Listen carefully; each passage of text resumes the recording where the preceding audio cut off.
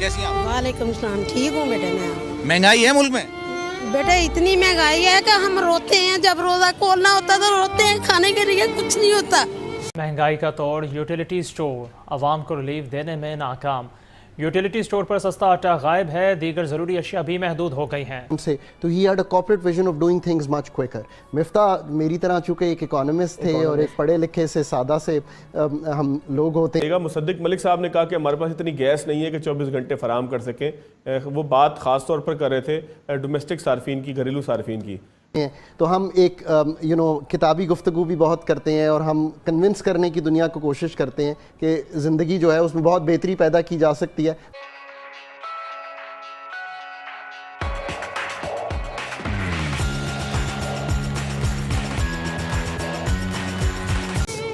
हम इतने तंग हैं अपनी ज़िंदगी से, हम इतने तंग हैं अपनी ज़िंदगी से। आटा लेके आते तो घी नहीं होता, घी लेके आते तो और सामान नहीं होता। कहाँ जाएं हम, कहाँ जाएं हम, कहाँ जाएं हम? दवाई नहीं मिलती खाने के लिए, हम इतने परेशान हैं। इतनी महंगाई है, मैं तो कहती हूँ अल्लाह करे ये मर जाए, डूब जाए, अल्लाह करे ये मर जाए, डूब जाए। जो हुकूमत वाले जो हुकूमत करते हैं गरीबों का खून पीते हैं। हम बहुत तंग हैं बेटे अपनी ज़िंदगी से, ना हमारा घर अपना है, ना कुछ, ना कोई कारोबार है हमारा। हम इतने परेशान हैं। महंगाई बहुत ज़्यादा हो गई। बात महंगाई है, एक दाल भी एक पाव लेके नहीं पका सकता गरीब बंदा। ऐसी हालत हो गई, ऐसा वक्त आ गया बेटे। अब कहाँ जाएं हम, क्या करें, किसको कहें? को मांगे भी रोज़ रोज़ नहीं देता बेटे। मेहनत मेरे से होती नहीं, मेरी टांग टूटी है बेटे। क्या करूं? जहाँ काम करती हूँ बेटे वो कभी कुछ देते हैं, कभी नहीं देते हैं बेटे मुझे। मैं बेटे अभी भी किसी के घर का खाना बनाने जाती हूँ बेटे इस हालत में। जी बेटे बाजू भी टूटा, मेरे टांग भी टूटी। मैं शुगर की मरीज़ हूँ और हार्ट की मरीज़ हूँ बेटे। मैं हेपेटाइटिस की मरीज़ हूँ बेटे। मैं तो इस हालत में मैं जाती हूँ बेटे। ऐसी हुकूमत को क्या करना, ऐसी हुकूमत का कुछ फ़ायदा नहीं। मैं तो कहती हूँ हुकूमत गर्क हो जाइए, बिल्कुल गर्क हो जाए। मैं तो कहती हूँ ये हुकूमत, इसकी हुकूमत की कोई ज़रूरत नहीं है। जब गरीबों का कुछ एहसास ही नहीं है, फ़ायदा ही नहीं है, गरीबों का ख्याल नहीं, जो आता अपना गला भरता चला जाता है। बेटे इलाज के लिए नहीं होता, घर में खाने के लिए नहीं होता बेटे। रोज़ रोज़ एक दाल भी खा के बंदा तंग आ जाता है। इंसान है, हर नेमत को दिल करता है। कब तक ऐसे गुजारा करेंगे, क्या होगा? किराया कहाँ से दें बेटे? हम इतनी मुश्किल से किराया बेटे, मैं मेहनत कर कर के देती हूँ बेटे किराया। हम बहुत मुश्किल से ज़िंदगी गुजार रहे हैं बेटे। रमज़ान मुबारक से कबल 89 रुपये में मिलने वाली चीनी अब 91 रुपये फ़ी किलो बिकने लगी है। सस्ती खरीदारी के लिए आए शहरी मायूस लौटने लगे।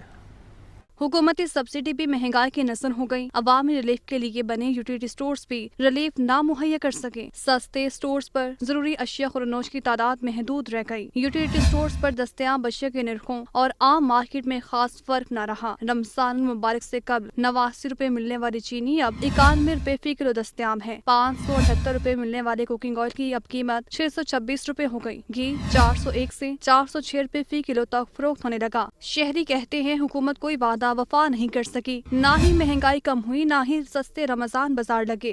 जिस तरह पहले रमज़ान बाजार लगते थे पूरे पंजाब में छोड़ के पूरे पाकिस्तान में, इस तरह इस दफ़ा गवर्नमेंट ने अवाम को कोई रिलीफ नहीं दिया। हुकूमत के जो दावे हैं वो तो जब आए थे तो ये तो उन्होंने वादा तो यही किया था कि हम यूँ बड़ा अच्छा कर देंगे, लेकिन हकीकत में अब रमज़ान है, अभी तक जो उन्होंने एक जो लोगों के साथ वादे किए थे वो अभी तक प्रैक्टिकली अमली तौर पे ग्राउंड रोड पे हमें कुछ नज़र नहीं आ रहा। शहरी ने हुकूमत से मुतालबा किया कि यूटिलिटी स्टोर्स पर अशिया के निर्खों पर नजरसानी की जाए ताकि आवाम को सस्ती अशिया दस्तयाब हों।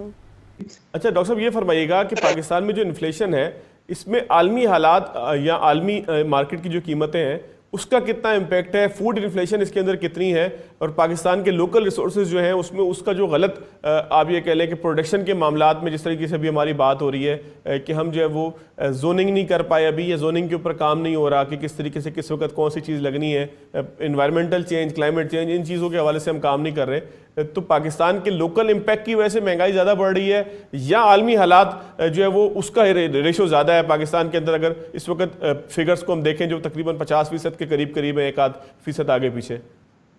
देखिए कहते हैं इसमें एक इंग्लिश की कहावत है, इनसिक्योरिटी ब्रीड्स इनसिक्योरिटीज। आपकी कोई एक किस्म की भी कोई अनसर्टेनिटी, कोई इनसिक्योरिटी वो बाकी तमाम को आगे ले जाती है। जाहिर है कि आपके एक्सटर्नल फैक्टर तो इसमें है ही है। रशिया यूक्रेन वार के बाद हमने देखा एकदम से एनर्जी की कीमतें जो हैं वो आउट ऑफ कंट्रोल हुई। फूड जो है उसकी कीमतें, स्पेशली जो हम इंपोर्ट करते हैं दालें और कुकिंग ऑयल, उनकी कीमतें बढ़ी। लेकिन इसमें बहुत हद तक जो एक कंट्रीब्यूटिंग फैक्टर है वो हमारे इंटरनल पॉलिसीज भी हैं। IMF का प्रोग्राम जो है उसको हमने बड़ी कंसिस्टेंट अप्रोच रखी। पहले उसको बहुत लीनियंट लिया, उसके बाद एकदम से उसकी तमाम शराइत पूरी करने की कोशिश की, जिसकी वजह से रुपए की कदर जो है उसमें एक नोज डाइव आया। वो एक, और जब रुपए की कदर में कमी आती है तो वो तमाम चीज़ें जो कि इंपोर्ट होकर पाकिस्तान में आती हैं, वो खाद है, वो बीज है, वो पेस्टिसाइड्स हैं, वो कुकिंग ऑयल है, वो एनर्जी है, उनकी कीमतों में इजाफा हुआ। इसी तरह से जब पेट्रोलियम की प्रोडक्ट्स की कीमतों में इजाफा हुआ, जो कि मसला बिजली को देखें तो बिजली के नर्ख जो है पिछले एक साल में 50% बढ़ चुके हैं। इसी तरह से रुपए की कदर जो है पिछले एक साल में उसमें 98 रुपए जो है वो कमी आ चुकी है। तो लोगों की कुव्वत खरीद जो है वो बैठे बैठाए कम होगी। अगर आपके पास 200 रुपए थे $1 में और वो अब 300 पे चला गया तो जाहिर है आपकी कुव्वत खरीद तो कम होगी ना। आपकी आमदनी वही है, चीज़ों की कीमतें जो है वो बढ़ गई हैं। जो फाइनल फैक्टर है जो इस महीने का, वो रमज़ान जो कि बरकतों वाला महीना है, बदकिस्मती से उसको मुनाफाखोरों ने ज़ख़ीरा अंदोज़ी का और नाजायज़ मुनाफे का महीना बना लिया है। और अच्छा डॉक्टर साहब एक कता कलामी की माजरत, मुझे एक चीज़ ज़रा कंफर्म कर दीजिएगा। मैं, ज़ाहिर है कि मेरा आपकी तरह ना इल्म है, ना मेरे पास रिसर्च मौजूद है, ना मैं उस तरीके से रिसर्च के ऊपर काम करता हूँ। हमारी तो बड़ी सतही किस्म की रिसर्च होती है, लेकिन आपकी बड़ी रिसर्च है। डॉक्टर साहब, रमज़ान में हम बुरा भला कहते हैं, पाकिस्तान के अंदर ज़ख़ीरा अंदोज़ी को हम जो वो ज़िम्मेदार करार देते हैं, तो क्या पाकिस्तान के अगर फिगर्स को देखें, आदाद शुमार को देखें, तो मुल्क में रमज़ान के महीने में ख़ास तौर पे ज़ख़ीरा अंदोज़ी बड़ा मसला है, या डिमांड एंड सप्लाई चेन के ऊपर एक दबाव जो आता है वो बड़ा मसला है? इसमें हकीकत क्या है? देखिए, ये एक विशियस साइकिल शुरू होता है।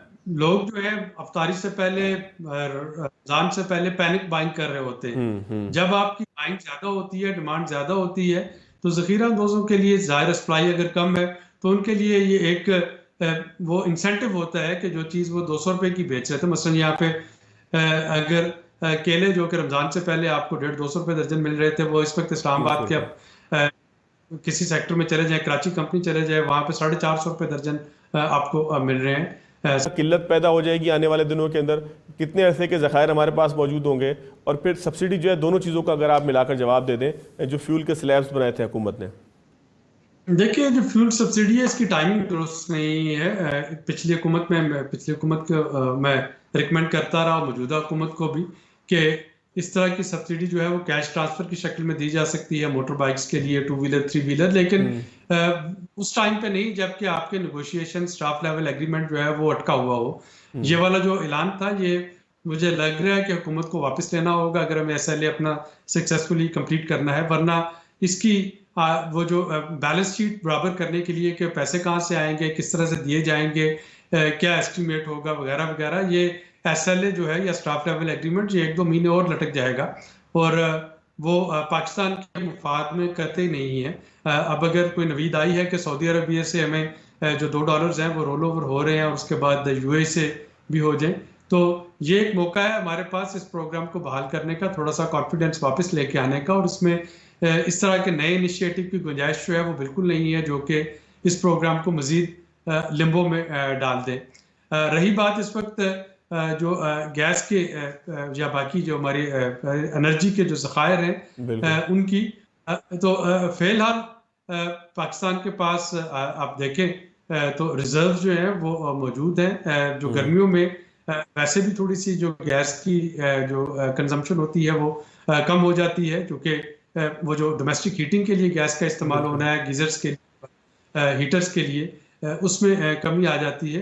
तो अब देखना ये होगा कि हुकूमत जो है वो कैसे मैनेज कर पाती है। वो चाइना के साथ भी इस वक्त एहसन इकबाल साहब ने अपने हालिया दौरे में करेंसी स्वाप एग्रीमेंट में 10 बिलियन युआन इंक्रीज करने की बात की है। रशिया के साथ भी बातचीत जो है वो चल रही है। तो मल्टीपल फ्रंट्स पे इस वक्त हुकूमत कोशिश कर रही होगी इन प्रॉब्लम्स पे पूरा पाने के लिए, लेकिन इसमें पॉलिसी कंसिस्टेंसी इम्पॉर्टेंट है कि हम कोई भी ऐसा नी जर्क रिएक्शन ना दिखा दें कि जो भी हम मुख्तलिफ महाजों पे कोशिश कर रहे हैं मुल्क की